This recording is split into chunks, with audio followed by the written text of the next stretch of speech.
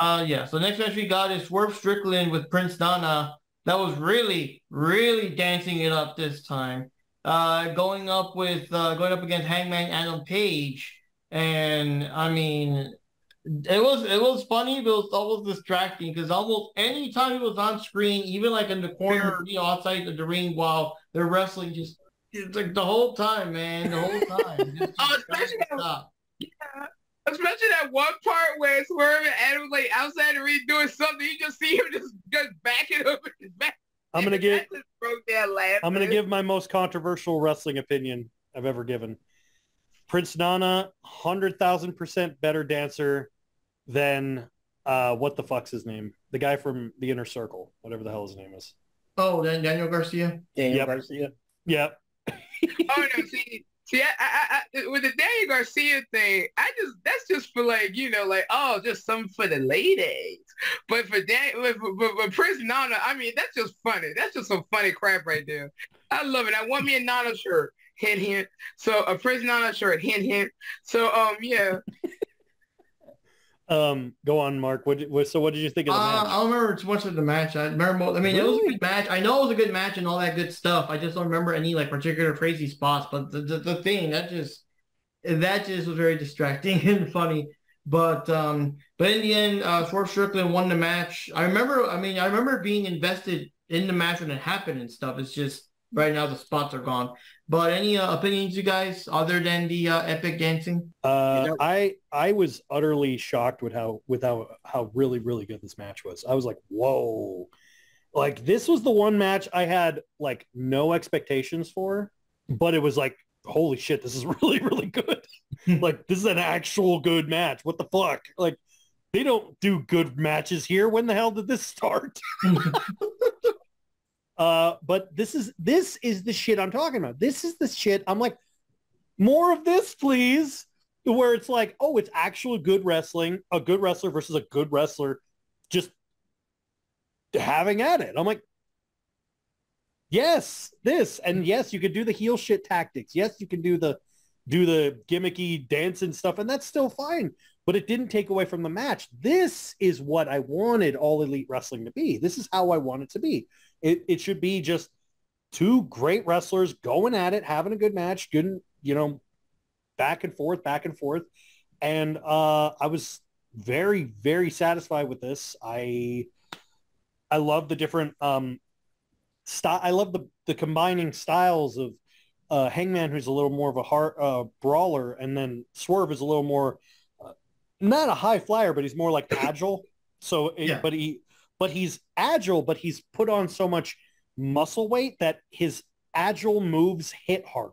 So it's like, oh, that's cool. Like I love that style. And I really think that he is, I mean, he should have already, at this point, he already should have been a top champion, not the top champion, but a top champion.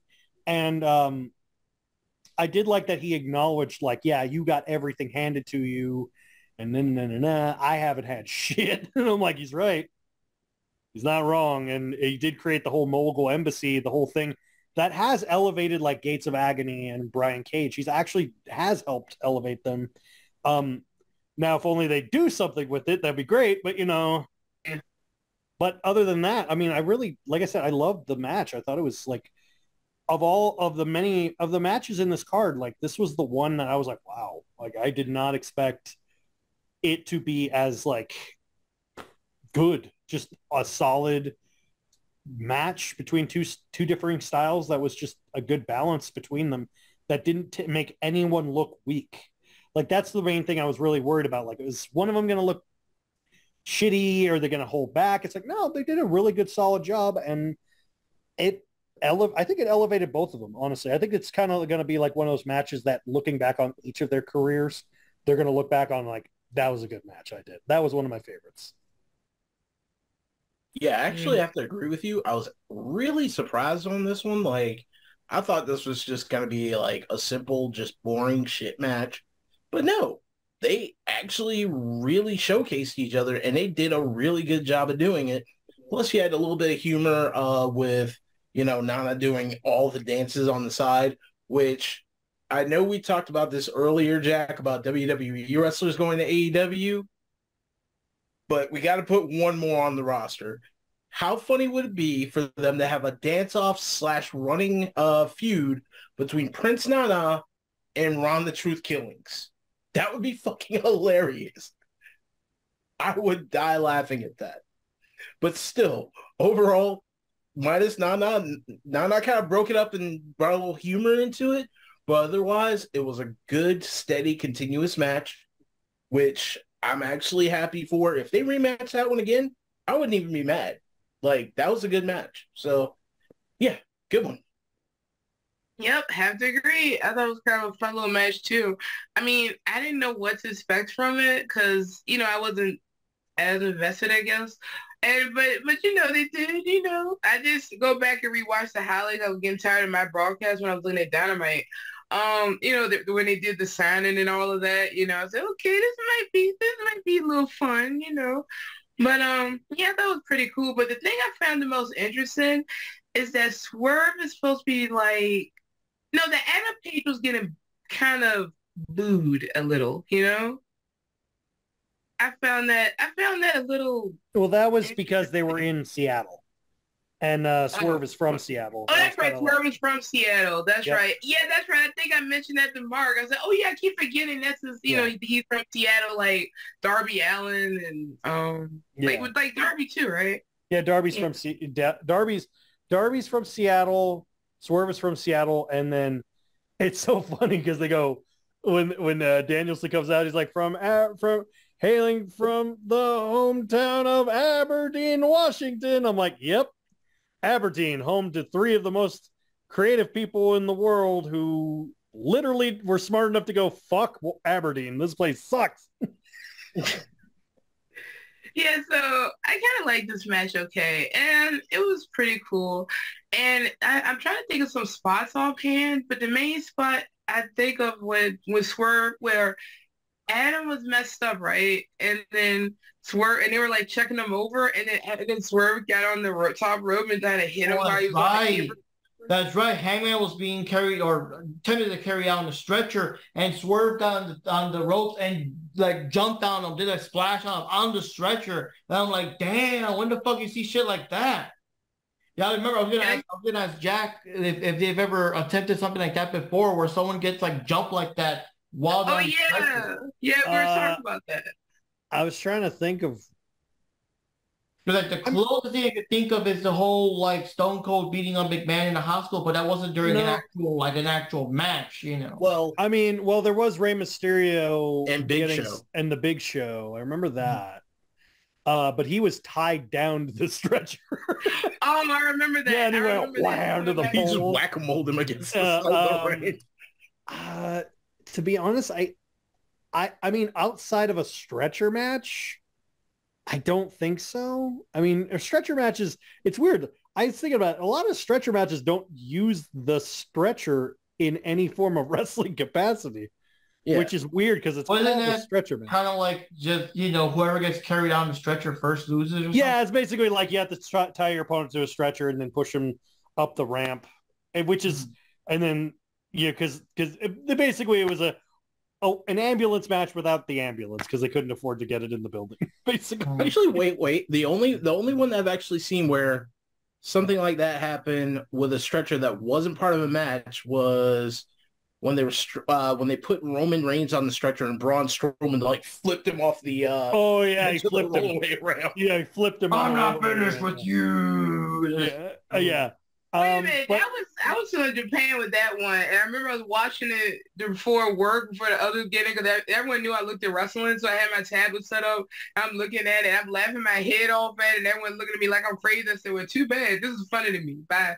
But you have to like wrestling, Wendy. Yes, I do, Melissa. I think it's so stupid. It's fun. Okay.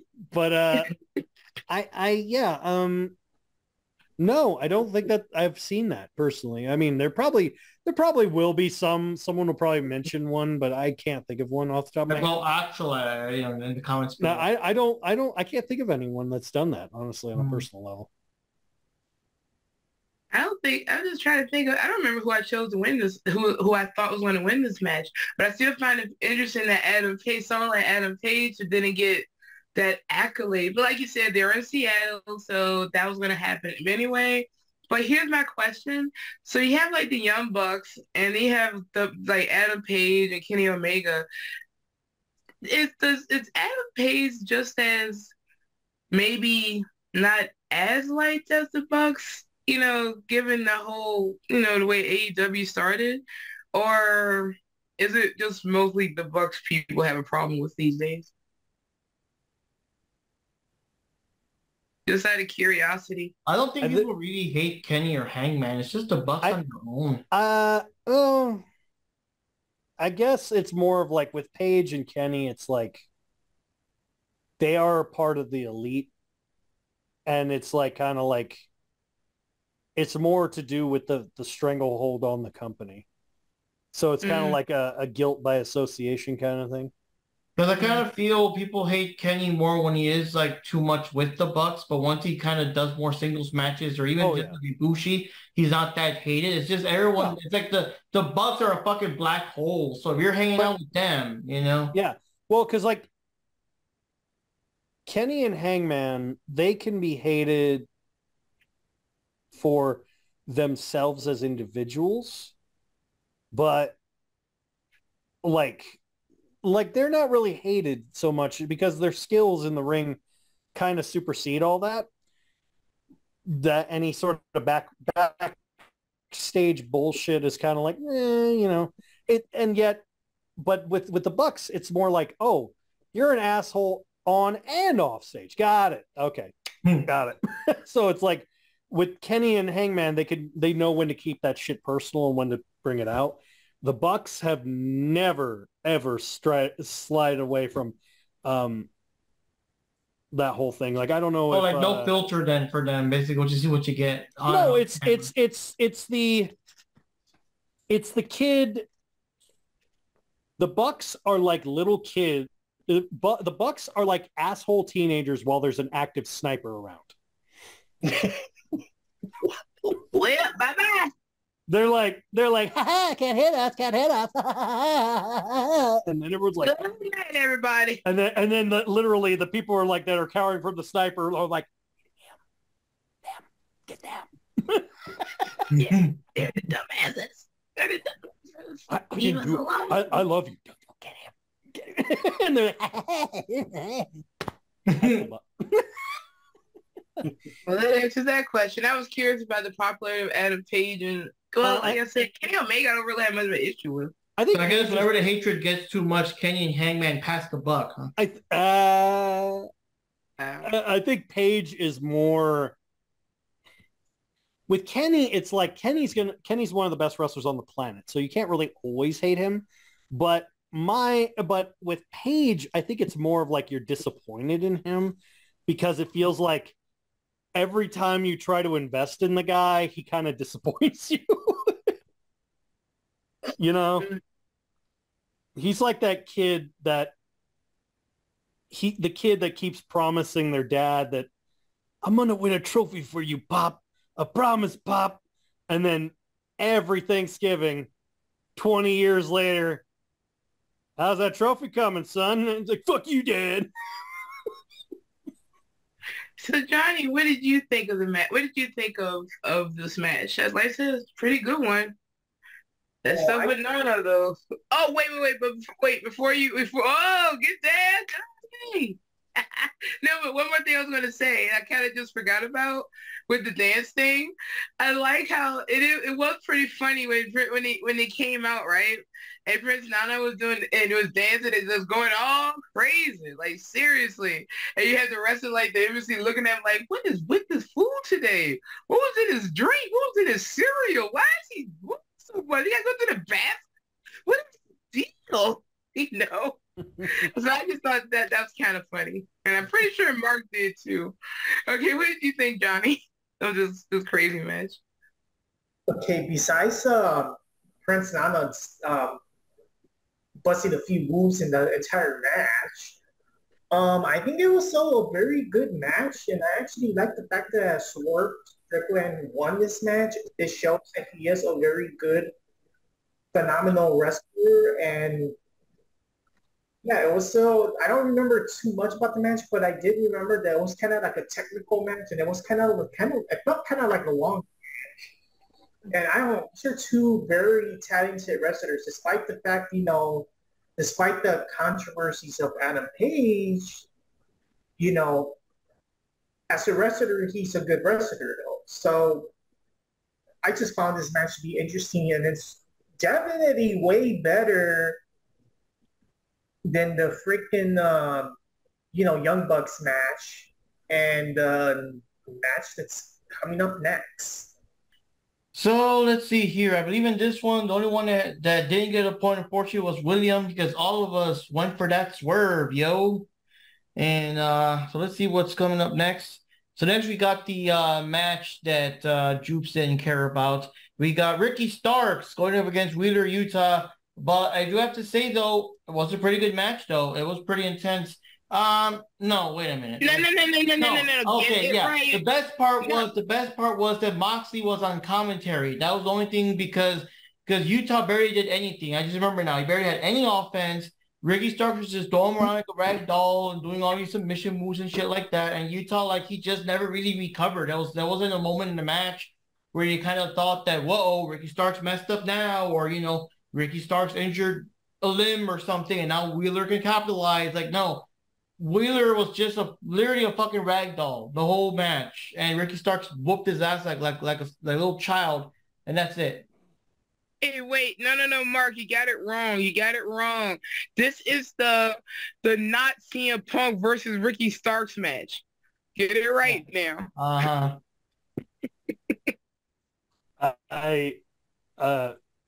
I couldn't pretend to give a shit about this match. I think I was like, I think I was with my roommate. I'm like, well, I'm gonna go on eBay. I'm gonna go on eBay. Tell me when it's over. I really didn't even watch this match. Yeah, I couldn't pretend to give a shit about either of them. I mean, like, I'm at the point where I'm like, okay, I've already made my comments, which I laughed my ass off about the promo that Yuta did, where he basically listed off the amount of constant beatings he gets, which is like the equivalent of trying to sound threatening when you get your ass kicked constantly. I'm like, what are you, Joey Wheeler? What the fuck is this shit? No, that's like the people that say like, yeah, hold me back, and they're holding themselves back. No, it's more like the guy who yeah, you're right. I was literally just like, I can't with this kid, man. You're lucky I'm not coming. You lucky there's air in front of us where I'd come over there and get you. That's how I view Wheeler Utah. I think they're both wasted potential because both of them, you could just tell the crowd didn't give a shit. Like the second Ricky Starks entrance ended, the crowd was just like disinterested. No, as soon as he did that, all that crap, as soon as they got in the ring and went ding, ding, ding, the people went, oh, so sorry, I fell asleep. Wait, what happened? They're like, yay, the next match. I mean, yay, the winner. So I don't remember a single thing about this match legitimately because I decided definitively this and the Acclaim match I wouldn't watch. So okay, Panda. So here's what I thought about that match. Well, and that's why I thought about that match. Like, it was just unremarkable, non-rememberable. It just, I mean, Ricky Starks came in and looked like Yuta looks like he got mauled by a 185-pound soaking wet bear that by chance looks like Daniel Priest Jr. But other than that, that's about it. It was just literally, this was a bathroom break match. Like, there was nothing I cared about, nothing I could really give a damn about. That was pretty much it. Johnny? Oh, hi guys. Hi guys. How are you doing? I'm just sorry, I forgot WrestleDream was on. I was just dreaming of a better match. Oh, sorry. Oh yeah, Wheeler useless and Wheeler Yuta and Starks. Yeah, whatever. Did not see a Punk match. Yeah, this was me. No, okay, but seriously. No, but seriously though. I did not really watch much of this match, and this is the match that didn't give me any trouble or problem. I actually went back to work on a paper I was writing for my class during this match. I was getting information and gathering it, but it was still playing in the background. So I really didn't pay much attention. I had no interest in this match. It felt like it was put together just because they needed someone to go up against Starks because CM Punk got kicked out. Like that. And Wheeler Yuta, okay, I would say that like last year before the Blackpool the BCC stuff, I kind of didn't mind Wheeler so much, and it seemed like he has some potential that they could do something with him.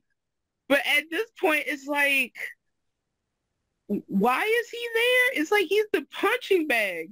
Even at not All In. What was the one before that where they had the match with them, like the like all of them in the ring or whatever, and had the cage and all that stuff? What was that? I don't remember now. Probably one of the blood and guts matches or something, or maybe that's what it was. And we didn't see the finish because they had terrible camera angles. Oh, yeah. Because Moxley tapped out, but he fucking tapped out off camera and everything. Because, they were, that was part of the Stadium Stampede match. Yeah, okay. Now, the thing that I found kind of stupid about that at the time when Wheeler Yuta left the cage to go after who was, I forgot, it was Takeshita. Maybe it wasn't Takeshita, but whoever was coming in, because I can't remember now, and he just got just knocked down. Why is Wheeler Yuta there? He's like the BCC's punching bag / job guy. It's like, what's the point of him being there? And it's like they don't know what to do with him. He's mostly there so that if the BCC has to lose a match, like, the others look strong because Wheeler's the one that takes the pin. It's not Moxley, it's not, Claudio. It's always Wheeler, that's probably his role. I guess it is. Like, he allows him to take losses without, Almighty Mox looking bad or whatever, Yeah, but he didn't want to let things hammered into his head, so it shouldn't matter, right? No, but he can stand. Yuta is just the type to stand in the background trying to look intimidating when he couldn't intimidate a 1-month-old baby. I'm sorry, I can't take him seriously, and he's just pointless. This whole match was pointless, and I'm mad that this is the one match that didn't mess up on me with the broadcast. For Wheeler Yuta, the BCC stands for blood, contusions, and concussions. That's pretty much all he's getting. Yeah, that works. That sounds about right. All right, Johnny, I know you have something to say. I think this is the match where you say you're gonna start. You're gonna go get your food together. You have other stuff to do. It's a bathroom break match, pretty much. It was boring. It was a boring match. I don't really remember about the match, and I don't care about the match.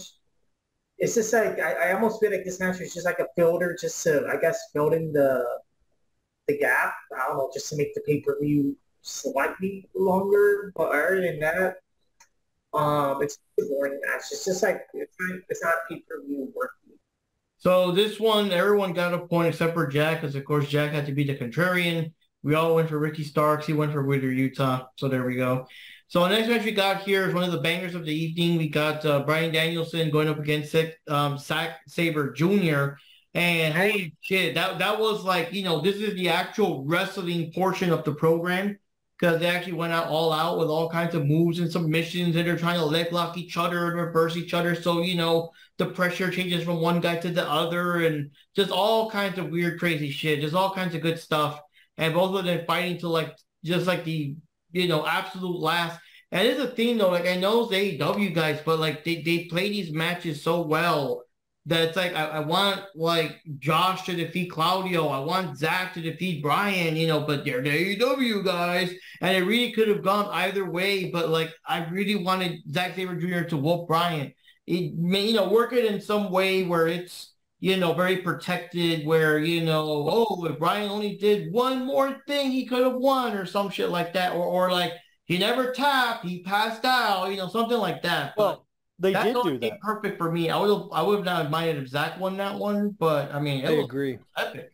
I 100% agree. This was definitely match of the night, possibly match of the year, probably match of the year, to be honest. Because honestly, I mean, they even pointed out, I do love. First of all, if you ever want a good laugh, watch Zack Sabre Jr.'s promos. He is so goddamn funny.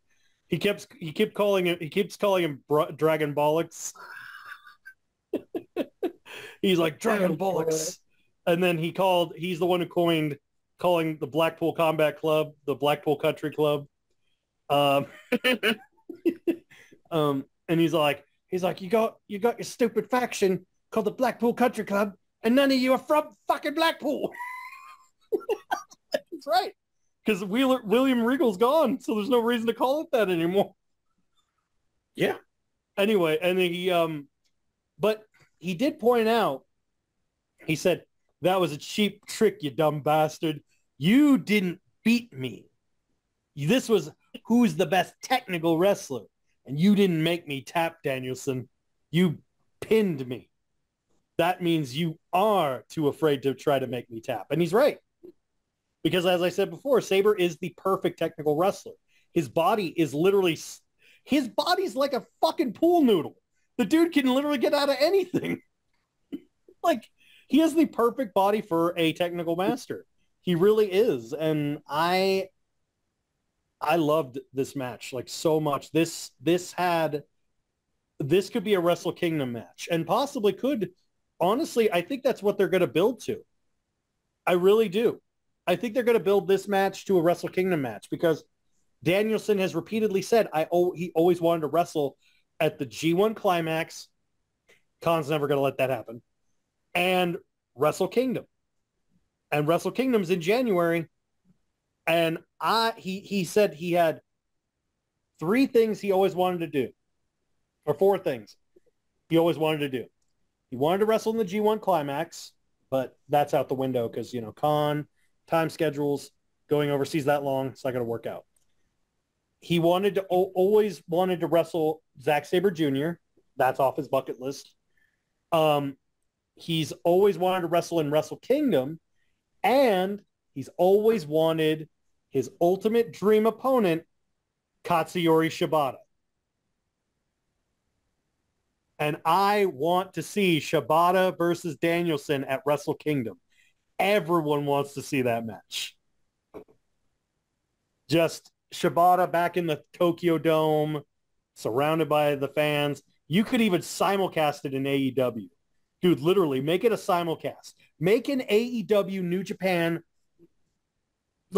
make it a Wrestle Kingdom, a crossover Wrestle Kingdom. I could totally see that working. It worked when Wrestle Kingdom's done it before. They did it with Impact back at TNA back in the day. So I'm like, dude, just do that. Dude, you could totally do this. This will totally work. Have build up, have one of the top guys in AEW fighting for the IWGP belts, and then have one of the top New Japan guys fighting for the AEW world title. Do shit like that. Have Orange Cassidy and Hook versus, who would be a great opponents for them? I was just thinking about it. You would love this. Will. Orange Cassidy and Hook versus Toru Yano and I'm trying to think who else. And Pitbull. They're both a part of Chaos. Book it. Book the shit right now. Yeah. You got one guy who's extremely serious, hard-hitting, strong style, like Hook. And you have a guy who's a comedic, hilarious, no one takes him seriously, but he's one of the toughest guys in the ring who has mind games, like Toru Yano and Orange Cassidy. Boom. Perfect. Perfect counterparts to each other. It'd be perfect. Book it right now. Yeah. And then the Bucks could be like, "Could we play?" And they're like, "No, no." Nobody likes you. Go away. I would pay to see that match. Have FTR versus. Right now I'm not too sure who's going to be the next tag team champions because they're doing World Tag League, but whoever becomes the IWGP Tag Champs, and then do something like that. I would love to see that. That's me personally, but honestly, like I said, this is match of the year, possibly match of the this is definitely match of the year for me. Not just match of the night, match of the year, hands down. It was just technical masterpiece between two of the greatest technical wrestlers ever. That's pretty much it. Yeah, I gotta agree with you. It was a damn good technical match, even though I do agree with Saber because he did cheat. He did not pin him fairly. He did not let him tap out. He pinned him. So that would definitely be a comment that's worthy enough to create a rematch, which would bring it up to Wrestle Kingdom. You were totally right. But overall, it was a really good match. Like, I did enjoy that. That was definitely New Japan material. And you're right. A crossover like that needs to happen. And you know what? Maybe it's because I'm just a little bit of a sadistic bastard. But instead of them making it a legit match, make it seem like a legit match and have MJF go up against Okada and then just go right into Okada's corner and just go shoot on him every chance. Oh, God. Yes. Shoot on him like Shibata just headbutts you. Go for it. And just let him just get wrecked. That's it. MJF trying his shit heel tactics on Okada and him just going like, hit him with. I could see MJF trying to do the whole thumb to the eyes thing, and then Okada going in the corner, just turning and going, "Really? The fuck? What the fuck did you just do?" Like just give him that look. Like, I would love to see it. Like literally, I would love to see Okada do a stiff rainmaker on him, and then just as a promo, just pause it, and right before that moment of impact, you hear. It was at that moment he knew he fucked up, and then just have him rail him. Yeah, I would love that. I would love it so much. I'm Your just thoughts, Johnny, just to kind of break up the order a bit. Okay, so I don't really remember too much about this match because for some reason I'm just not really invested in Bryan Danielson that much. That could be it as well. But I actually wish Zack Saber Jr. had won this match. That's the only opinion I have about this one. Oh yeah, now this match is actually pretty good. I liked it pretty much because I liked all the technical stuff that goes into it, showing off their really good talent, and then finding out the history between those two, like later on and like a little after the fact, or in this case a little before the fact. I thought that added to the match, and I thought that was pretty cool. So yeah, pretty good match. It was worth watching. I kind of agree. You know, one of the highlights of the pay-per-view. I'm down, man. I'm down. Yep. So for this one, though, it's a bit more divided. Let me just say real quick. So in this one, let me just a moment. Yeah. Jupi, William, and myself, we all went for Bryan, while Johnny and Jack went for Zack Saber Jr. So that was a bit more divisive and everything. So then after that, we have the Don Asshole family, Konosuke Takeshita, Will Ospreay, and Sammy Guevara, with Don Callis, of course, being Mr. Douche in the background, going up against the Golden Elite, which is, let me just get this ready, which is Kenny Omega and Kota Ibushi, and of course, Chris Jericho. So that's pretty cool. And yeah, one thing I do gotta say though, I did like how Jericho was in this match because, you know, with all the other people, he looked pretty strong. He came in, he did some power slams here and there. He would get out, you know, it wouldn't show off, you know, too much that, you know, he's an older guy, he gets gassed and that kind of stuff. So it's pretty, you know, we leave the heavy high flying stuff for Omega and Ibushi. and everything. But pretty intense match, lots of shit going on. We got, of course, Callis showing off the fucking screwdriver, and I guess they're already trying to screw Kenny over and stuff like that. A lot of the back and forth between, obviously, the rivalry between Jericho and Sammy, and then Takeshita versus Omega. But in the end, the Don Asshole family won the match, and they're going strong. The feud will continue. And I do like it, though, because it gives more of a reason to see more of Jericho with Kenny, because I do like that team. And I do like the fact, I just like the overall plot idea that this heel company is fucking with several people. So now several people have gathered together to stop them. You know what I mean? Usually it's just, they're just feuding against one or the other, but you rarely see them feud against both and then have both actually team up to, like, you know what I mean? Mm-hmm. Like I said, I forgot who Mr. Fuji used to manage other than Yokozuna. I remember it was someone else besides Yokozuna around that same general era. And that's why I'm saying it would have been like the equivalent of whoever. The Orient Express? Yeah, he did them. He did Demolition. He did a lot of people. Yeah, that's what I'm saying. So it'd be like the equivalent of whoever Yokozuna's feuding with, teaming up with whoever the Orient Express is feuding with and going up against Mr. Fuji in that way. Yeah, I just like that idea. That's like you're fucking with Jericho, you're with Kenny. Okay, they'll team up and go after your fucking ass, and that kind of thing. I do also like, the one thing I do like about this whole Don Callis thing is that he's taking guys who would otherwise be very underappreciated talent, and he's actually elevating them, which is cool. Mm-hmm. By giving them TV time. So that's kind of cool that they're doing that. Although at this point, I'm pretty much worn out of Sammy Guevara. Is he talented? Yes. But it's like, dude, you've been there for 4 fucking years and you still haven't peaked.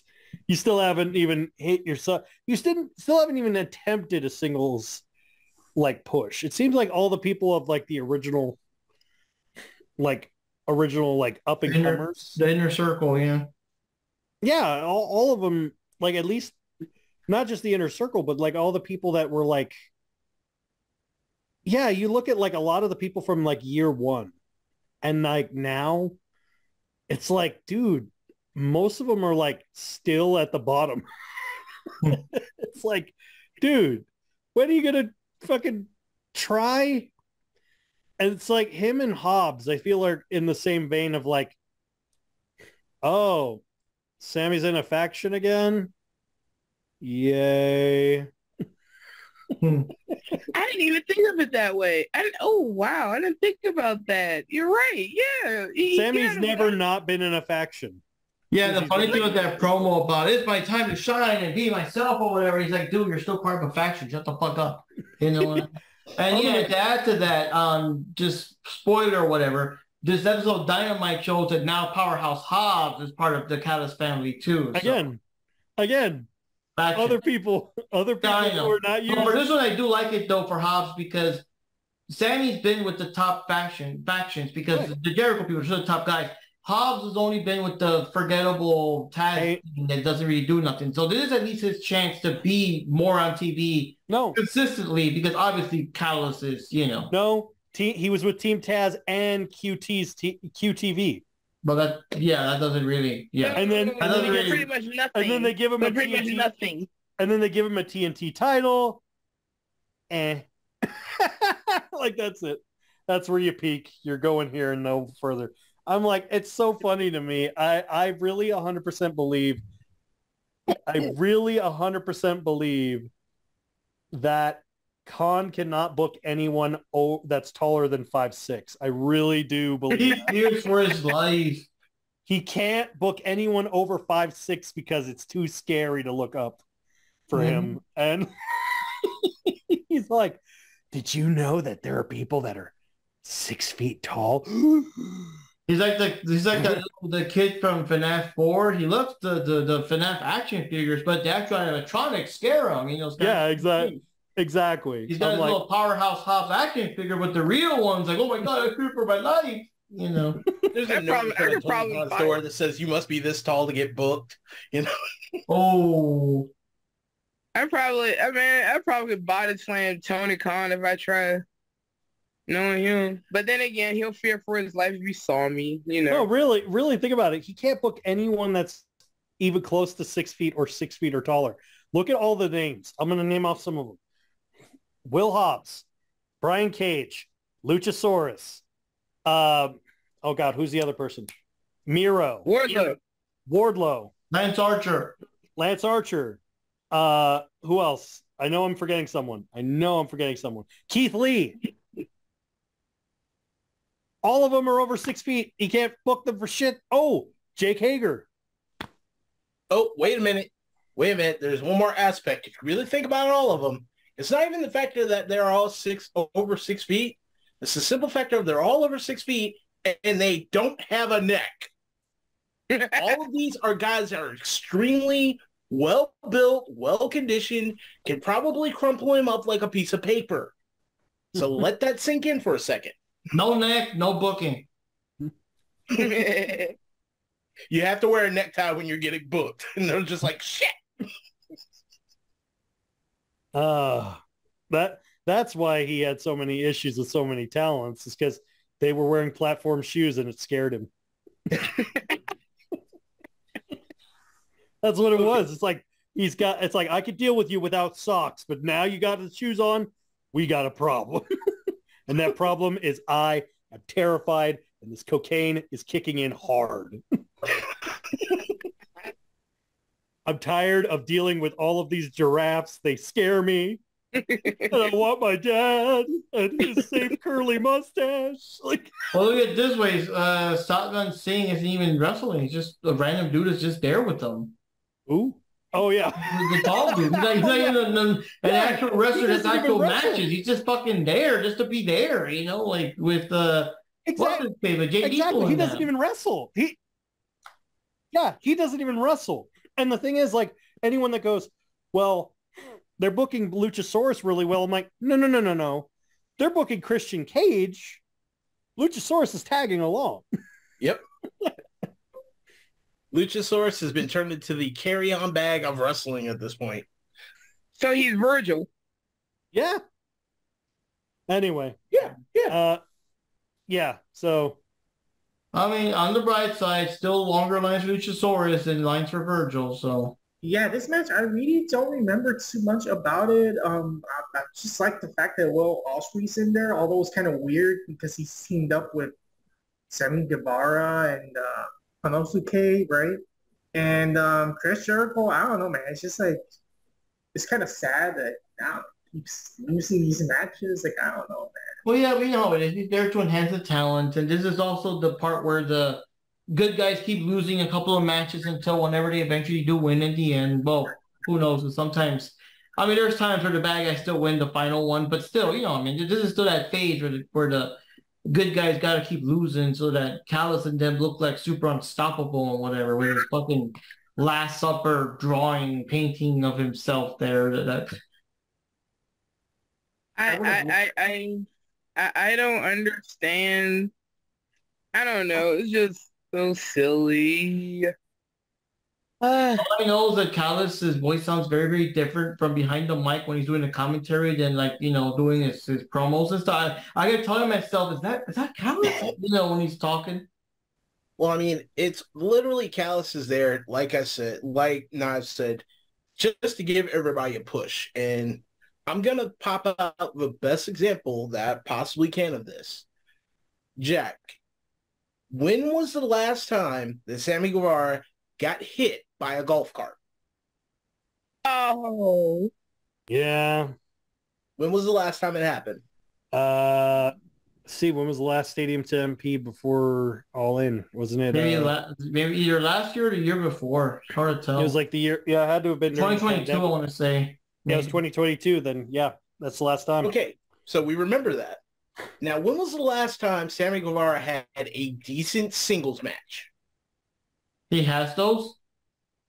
That's a good question. He's usually put in the tags. Like, really, he's either put in the tags or like when he goes, I'm a former TNT champion. I'm like, you were? I don't even remember that. See, I guess his matches exactly. against He is Scorpio. so like Callis is like trying to put him on a higher pedestal because right now he is so irrelevant. The last thing anybody remembers of him is when he got ran over by a golf cart, and they can't remember any of his goddamn matches. Yep. Like the last Just the match golf cart and the match he had against Ty a couple of times, so he finally won. She's down for 9 months.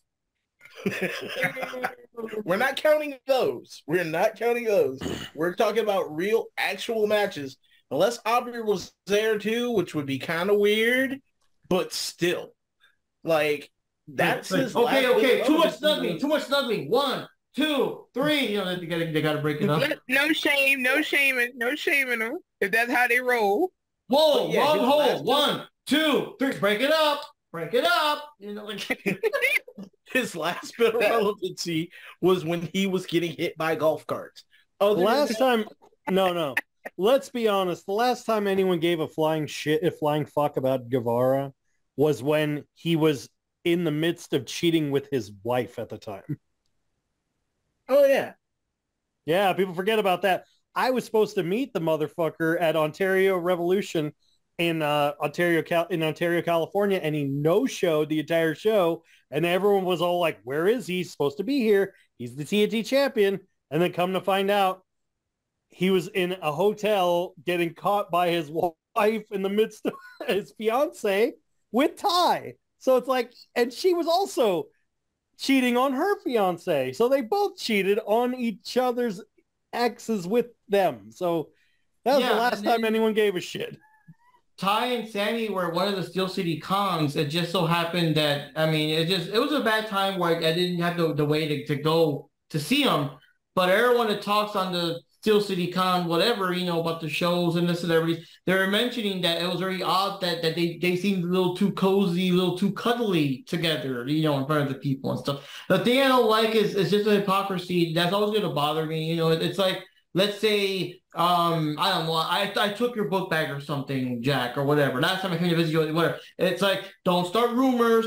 Don't start bullshit and fake drama, trying to make it sound like I stole his book back. Turns out I did steal your fucking book back. You know, that shit. So it's like, don't start rumors. Don't start shit about, we're just friends. We're just friends. We're not dating. We're not messing around. And then like, now they're fucking engaged. Well, speaking of drama, there was a thing I never got to tell you guys about WrestleCon because it was kind of like a thing that I didn't really think about until my roommate brought it up. So I was waiting in line to get Jungle Boy's signature on my AEW flag because I only wanted people who like started in the company. So I got Hook, Britt Baker, and I wanted Jungle Boy. Well, Jungle Boy had a table shared with Anna Jay. I already knew they were together.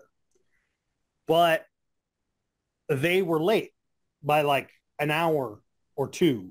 And they were like, there was no line at the table, but I was like, you know, hey, when are they coming? They said, well, they were supposed to be here 10. It's now noon. Oh, they're still not here. Okay. And then how long do you think that, well, we just got an ETA. They'll be here in 15 minutes. I said, okay, well, I'll wait here then. So I stood there and waited. And there was a bunch of little kids who had like a Jungle Boy, one of those deluxe Jungle Boy figurines with Jurassic Express or whatever. Mm-hmm. And Jungle Boy shows up with Anna Jay. And like, he literally gets in front of everyone and goes, sorry, we're late, folks. Someone doesn't know how to get changed properly about Anna Jay. And I'm just sitting there like, the fuck? And Anna was just like giving him this dirty look like, the fuck is your problem? And I was like, at that moment, I'm like, oh, so he's an asshole. Got it. Okay. I was like, so when I found out that whole thing about cut to now, with the whole thing with Jack Perry, I'm like, oh, so he's always been a dick. Got it. Okay. Yeah, he was at some show in England or someplace, and apparently the reports are saying he was a douche the whole fucking time. Yeah. So I've heard multiple reports of him. Oh, he's an asshole. I'm like, so you have your dad's entitlement without your dad's credentials to be entitled. Like your dad was, the funny thing is, Luke Perry, his dad, wasn't even a snarky man. He was a really, really chill dude. And he was really, really nice. He had every reason to be a snarky asshole, but he wasn't. But Jack Perry is a snarky asshole who thinks he's entitled. I'm like, man, what a fucking ego. And then when I met Hook, I was kind of expecting a little bit of like hurt him to be kind of like not wanting to be their attitude because he's Taz's kid. But no, he was really nice, really smiley, really friendly, which I did not expect. Seeing a guy in a hoodie, him going like, hey, how's it going, man? I'm like, the fuck? And it was really, really nice, but it was funny. And I'm like, hey, man, I just got to say, man, you are awesome, and I want you to get a better push. I eventually want you to be the AEW champion. He's like, yeah, man, me too, man. It was great meeting you. He was really, really cool. No, he was really, really cool. I said, hey, also, love your dad, love your dad's work.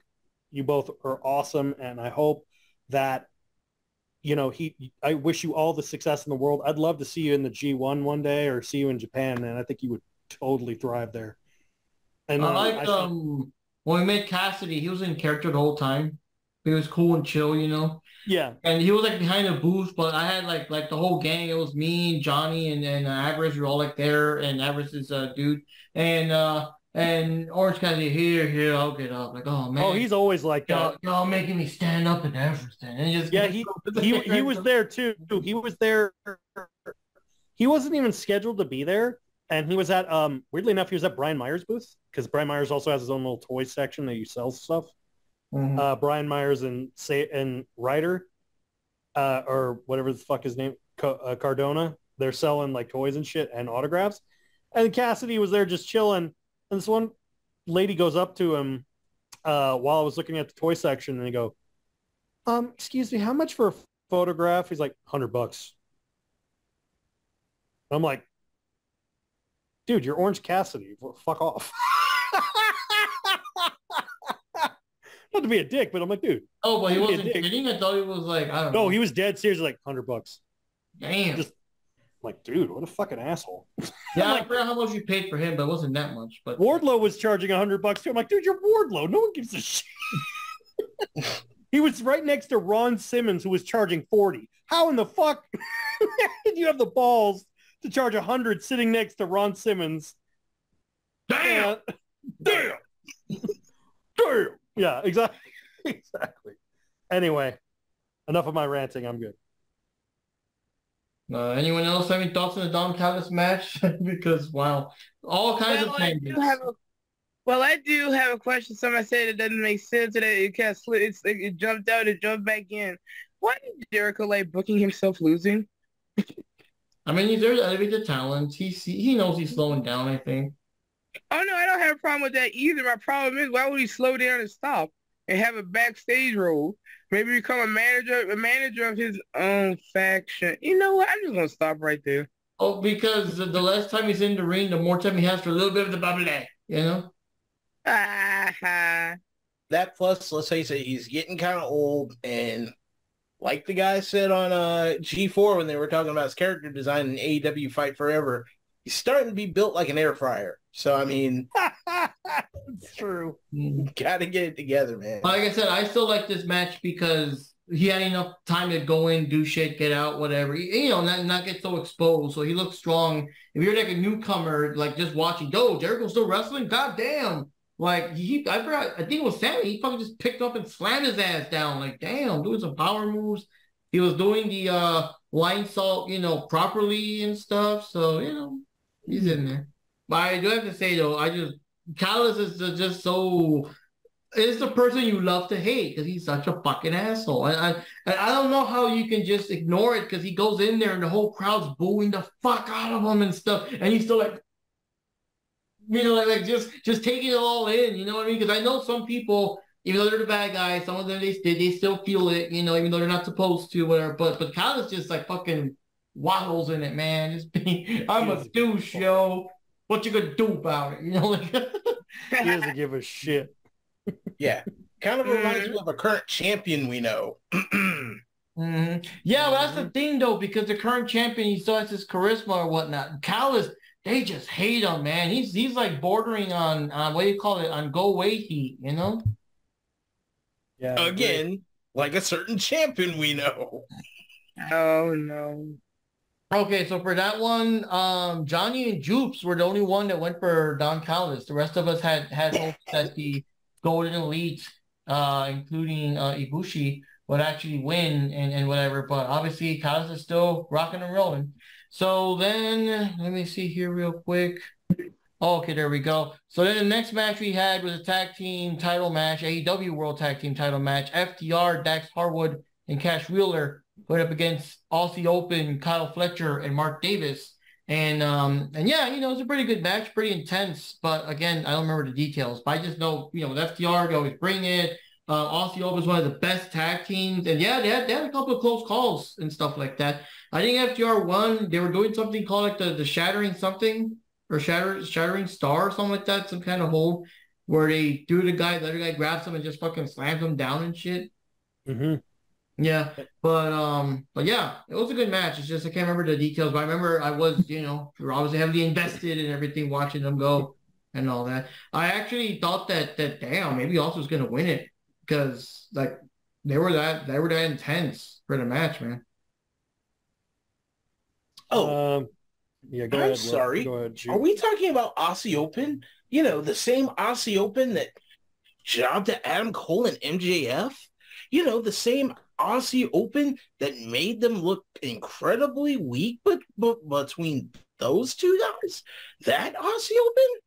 Are we talking about the same guys who actually ran a decent match against FTR, who is one of the better tag team champions in the division? Are we talking about that Aussie Open? No way. No, you couldn't be talking about that Aussie Open. This was a good match. This was the type of match that they should have been having with those two fuck dorks at Wembley. Yeah, I said it. Fuck dorks. Market it. Copyright it. I don't give a shit. That's the match they should have freaking had.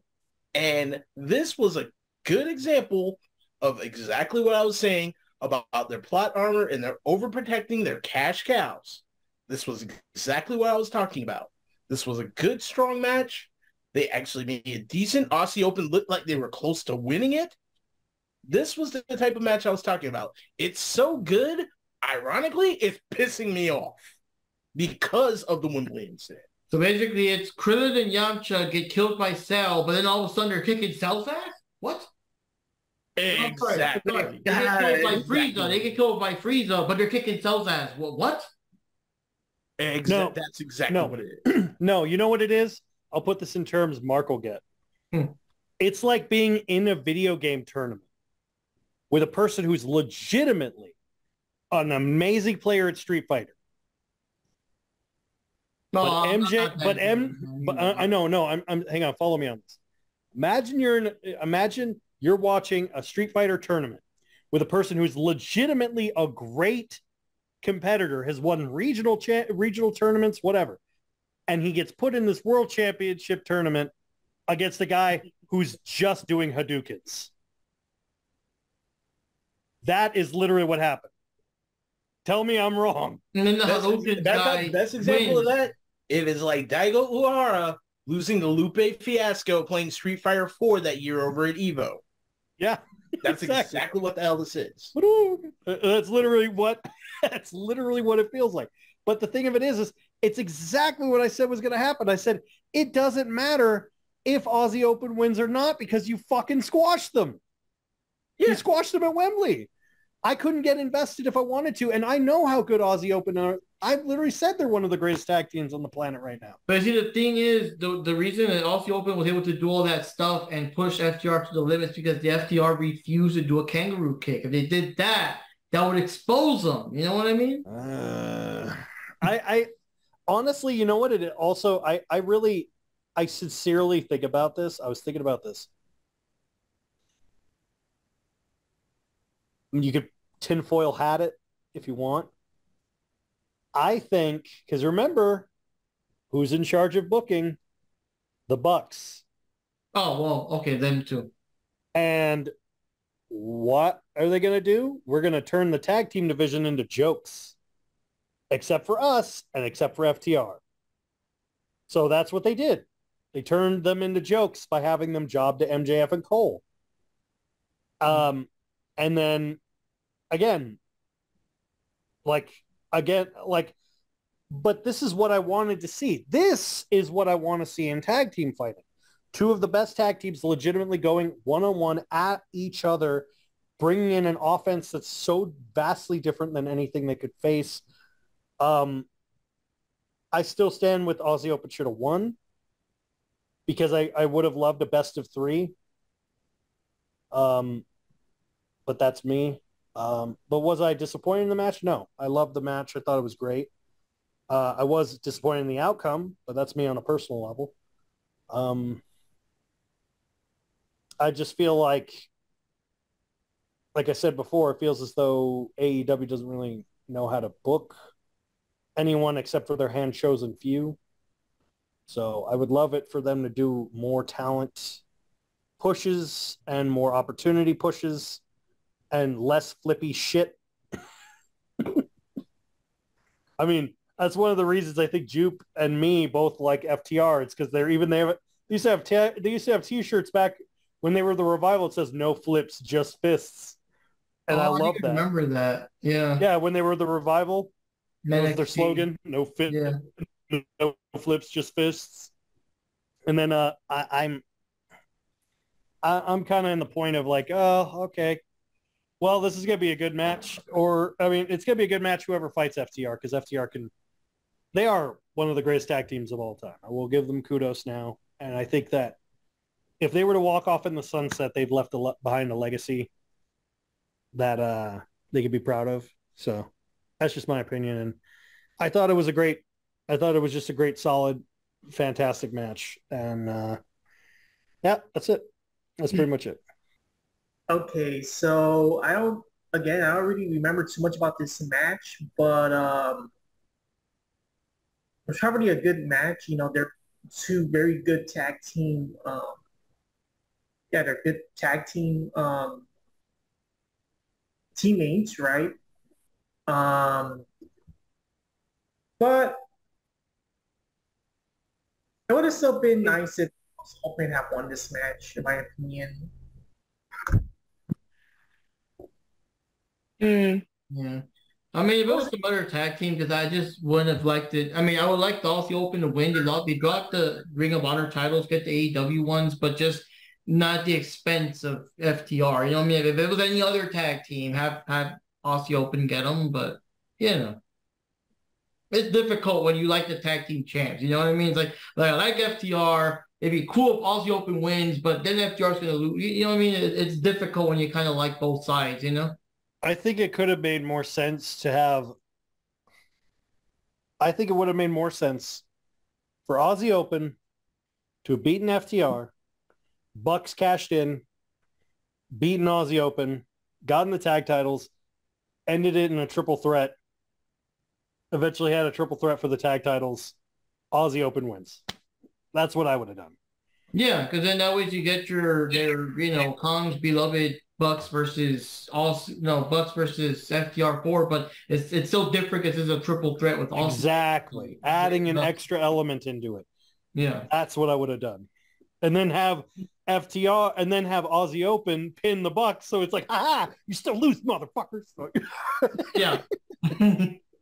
Okay, so this one, Jupes and I were the only ones to go for FTR. Everyone else went for Aussie Open.